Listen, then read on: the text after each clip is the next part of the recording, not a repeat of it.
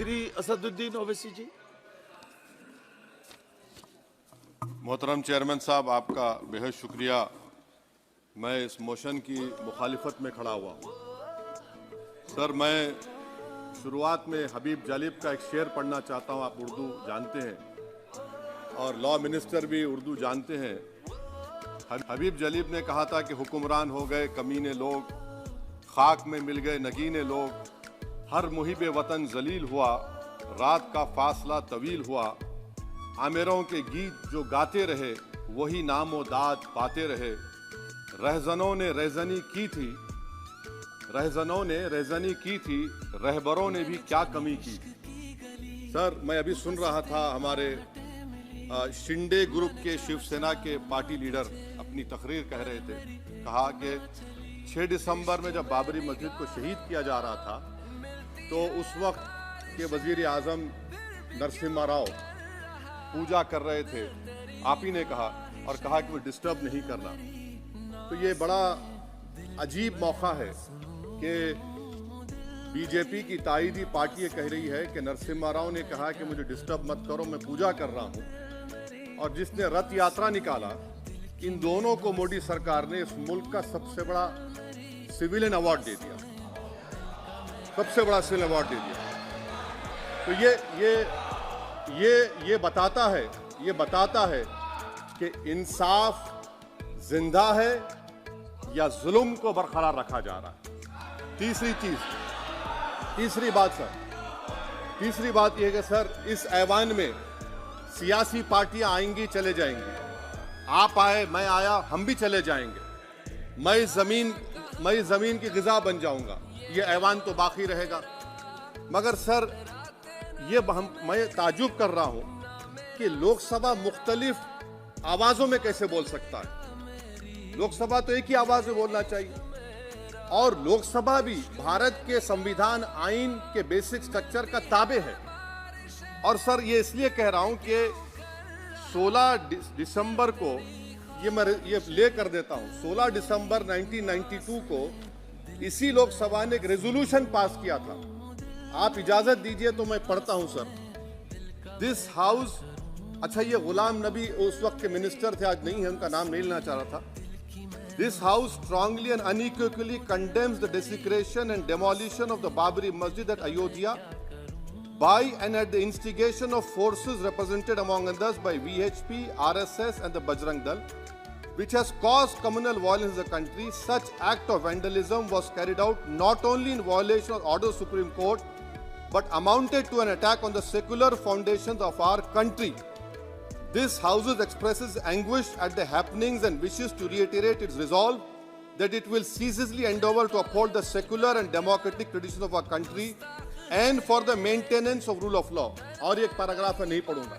मैं ताजुब कर रहा हूं कि जब इस ऐवान ने एक रेजोल्यूशन पास किया तो हुकूमत आएगी जाएगी, और हुकूमत ये मोदी हुकूमत जश्न मना रही है जो 6 दिसंबर को हुआ।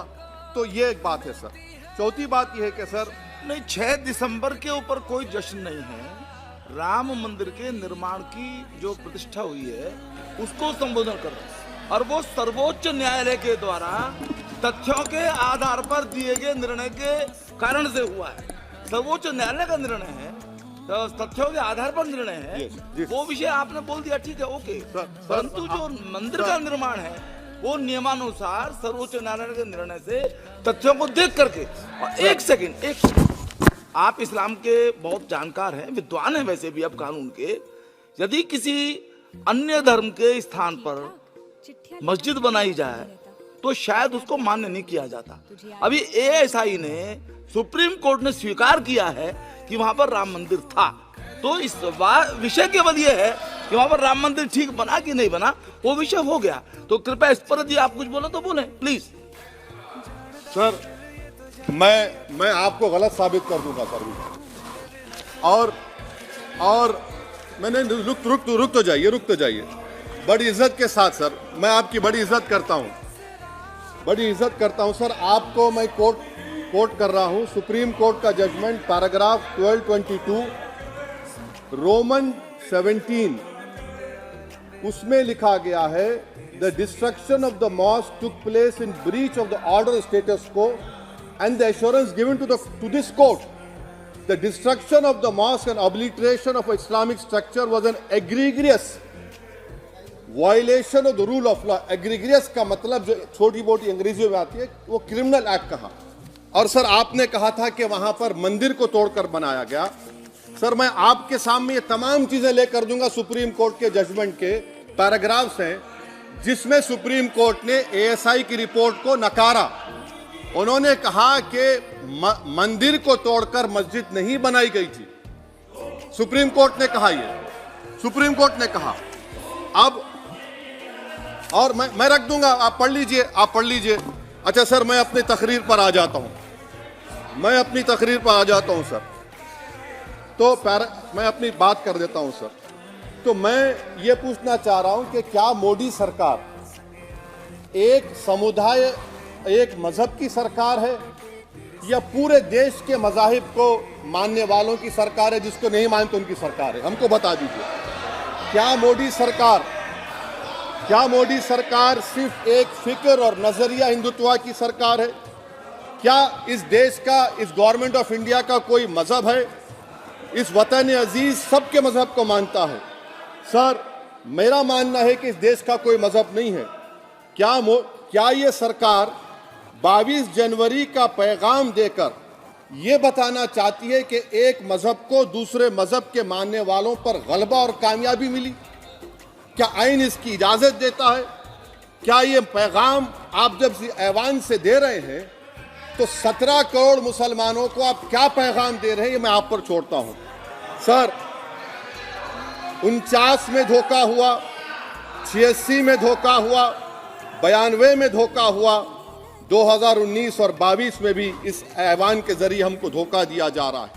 और अफसोस के साथ कहना पड़ता है सर कि मुस्लिम अक़लियत को हमेशा ये कहा गया कि तुमको भारत के शहरी बरकरार रहने के लिए एक बहुत बड़ी कीमत तुमको चुकानी पड़ेगी, और हम पर इल्जाम लगा दिया गया।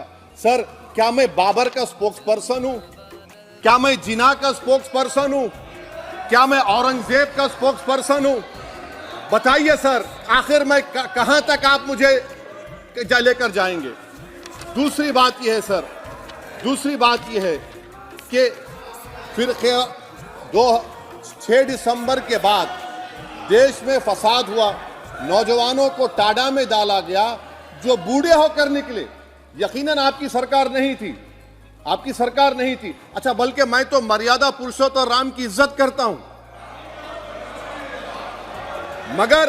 मगर मैं नाथूराम गोडसे से नफरत करता हूं। मेरी नस्लें नफरत करती रहेंगी क्योंकि नाथूराम गोडसे ने उस शख्स को गोली मारी जिसके जबान से आखिरी लफ्ज निकले हे राम।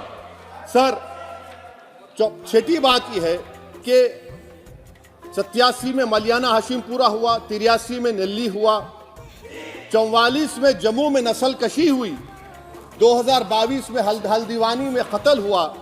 इतने धोखे सबसे बड़े किसको दिए गए? असदुद्दीन ओवैसी को दिए गए। मगर फिर भी मुझसे ही कहा जाता है कि वफादारी को तुम साबित करो अपनी ओवैसी। सर आज भारत के 17 करोड़ मुसलमान अपने आप को अजनबी और एलिनेट महसूस कर रहे हैं। मैं बहुत बड़ी नाइंसाफी होती है, सर ये कोई तारीखी नाइंसाफी को इंसाफ नहीं किया जा रहा है। स्पीकर बल्कि सर, अंग्रेजी में स्पीकर सर केवल एक प्रश्न का जवाब ओवैसी साहब दे दें कि बाबर को वो आक्रमणकारी मानते हैं या नहीं मानते? पुष्पमित्रा संघा को आप क्या मानते हैं?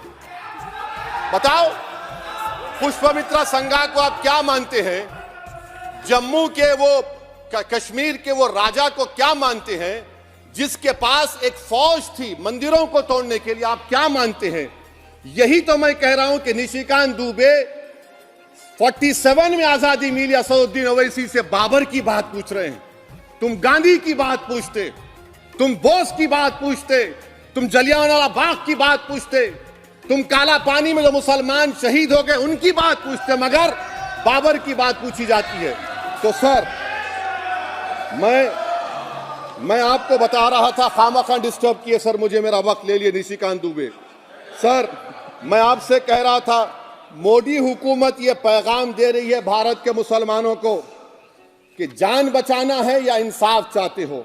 मैं कह रहा हूं, मैं भीख नहीं मांगूंगा, मैं इस नंगी तासुब को कबूल नहीं करूंगा, मैं दूसरे दर्जे के शहरी के मौक़िफ़ को कबूल नहीं करूंगा, मैं अपनी शनाख्त को नहीं मिटने दूंगा। अब मैं झूठी और दिल फरेब बातों पर हरगिज भरोसा नहीं करूंगा। मैं वो काम नहीं करूंगा जो बीजेपी और नाम निहाद सेकुलर पार्टियां चाहती हैं। मैं वो काम करूंगा जो आपको पसंद नहीं है, संविधान के दायरे में रहकर। सर, कंक्लूजन में मैं आपको बताना चाहता हूं कि आज इस देश को किसकी जरूरत है। इस देश को अयोध्या में, तारीख शायद नहीं पढ़ते होंगे, मौलाना अमीर अली कौन थे, पुजारी बाबा रामचरण दास कौन थे, अयोध्या के पुजारी थे।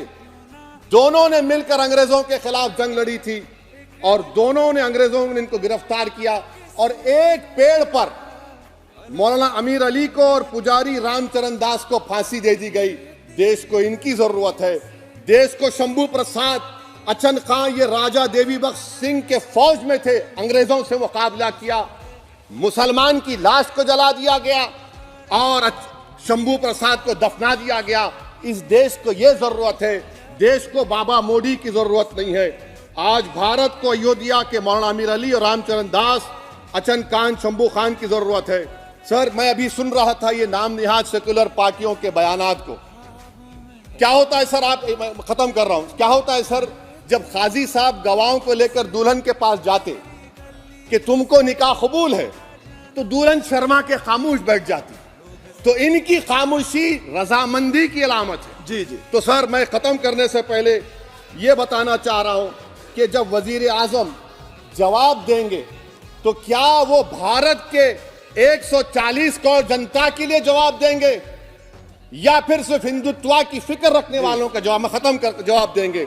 मैं ये देश, दुनिया, मुसलमान देख रहा है।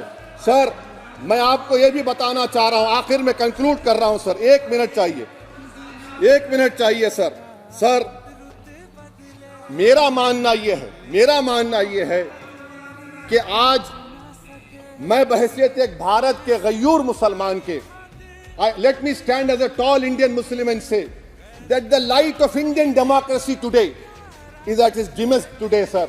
Sir, in conclusion, मेरी फिक्र में, मेरा ईमान मुझे कहता है कि जिस जगह पर मस्जिद थी, है और रहेगी, बाबरी मस्जिद है और रहेगी, बाबरी मस्जिद जिंदाबाद, जिंदाबाद, भारत जिंदाबाद, जय हिंद। सबको जोड़ने की बात की जाए वो बेहतर है। जी, श्री बीबी पाटिल जी।